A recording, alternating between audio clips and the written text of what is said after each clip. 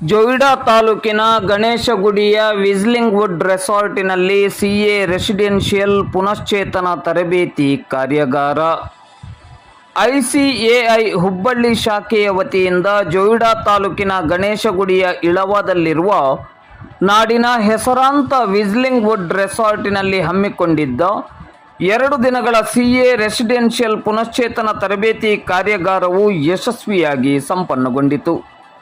2 ದಿನಗಳ ಈ ತರಬೇತಿ ಕಾರ್ಯಾಗಾರದಲ್ಲಿ ಸಂಪನ್ಮೂಲ ವ್ಯಕ್ತಿಗಳಾಗಿ ಭಾಗವಹಿಸಿದ್ದ ಕಾರ್ತಿಕ್ ಶೆಟ್ಟಿ ಅವರು ಸರಕು ಮತ್ತು ಸೇವಾ ತೆರಿಗೆ ಹಾಗೂ ಸಿವಿಲ್ ಗುತ್ತಿಗೆಗೆ ಸಂಬಂಧಪಟ್ಟಂತೆ ಮತ್ತು ಚಂದ್ರಶೇಖರ್ ಡವಳಗಿ ಅವರು ಕೇಂದ್ರ ಹಾಗೂ ರಾಜ್ಯ ಸರ್ಕಾರದ ವಿವಿಧ ಇಲಾಖೆಯಲ್ಲಿ ಹಾಗೂ ಮಹಾನಗರ ಪಾಲಿಕೆ, ನಗರಸಭೆ, ಪುರಸಭೆ, ಗ್ರಾಮ ಪಂಚಾಯಿತಿ ಮೊದಲಾದವುಗಳಲ್ಲಿ ಲೆಕ್ಕ ಪರಿಶೋಧಕರ ಅವಶ್ಯಕತೆ ಹಾಗೂ ಲೆಕ್ಕ ಪರಿಶೋಧನೆ ಮಾಡುವ ವಿಧಾನದ ಬಗ್ಗೆ ಮತ್ತು ಅಡೆತಡೆಗಳ ಬಗ್ಗೆ ವಿವರವಾಗಿ ಮಾಹಿತಿಯನ್ನು ನೀಡಿದರು.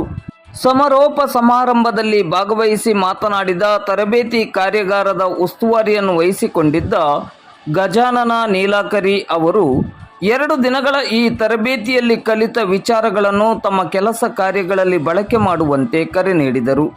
ಕಾರ್ಯಕ್ರಮದ ಅಧ್ಯಕ್ಷತೆಯನ್ನು ವಹಿಸಿ ಮಾತನಾಡಿದ ಐಸಿಎಐ ಹುಬ್ಬಳ್ಳಿ ಶಾಖೆಯ ಅಧ್ಯಕ್ಷರಾದ ಧನಪಾಲ್ ಜೆ ಮುನ್ನೊಳ್ಳಿ ಅವರು ಈ ತರಬೇತಿ ಕಾರ್ಯಾಗಾರದ ಉದ್ದೇಶವನ್ನು ವಿವರಿಸಿ, ಈ ತರಬೇತಿಯಲ್ಲಿ ಕಲಿತ ವಿಚಾರಧಾರೆಗಳನ್ನು ತಮ್ಮ ವೃತ್ತಿ ಬದುಕಿನಲ್ಲಿ ಸದ್ಬಳಕೆ ಮಾಡಿಕೊಳ್ಳುವ ಮೂಲಕ ಕಾರ್ಯಕ್ಷಮತೆಯನ್ನು ಹೆಚ್ಚಿಸಿಕೊಂಡು ತಮ್ಮ ಕೆಲಸ ಕಾರ್ಯಗಳಲ್ಲಿ ಬದ್ಧತೆಯನ್ನು ತೋರಿಸಬೇಕೆಂದು ಕರೆ ನೀಡಿದರು.